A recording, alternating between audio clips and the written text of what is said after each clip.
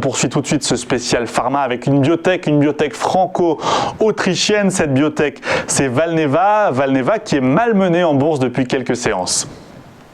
Oui, alors Valneva, tout le monde connaît, là aussi, ça a fait l'actualité. C'est le laboratoire français qui a développé le vaccin contre le coronavirus et vaccin qui a été acheté par nos amis britanniques.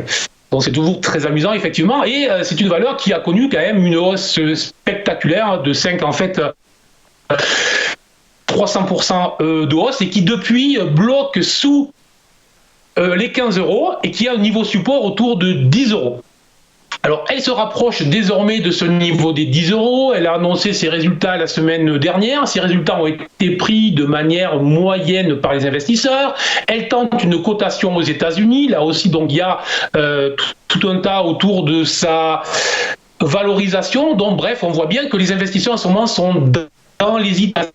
Mais attention, niveau support autour des 10, en fait entre 9 et 10 €. Si jamais la valeur venait à s'affranchir de ce niveau, que elle allait même sous les 8,5 €, 8,50 €, à ce moment-là, on aurait une configuration en double sommet, donc une configuration de retournement. Donc, très clairement, il faut que ce niveau des 9 €, 10 € soit supporté. Il faut vraiment que les acheteurs se présentent à ce niveau-là. Donc, on est sur une biotech, on est sur une valeur très spéculative, évidemment,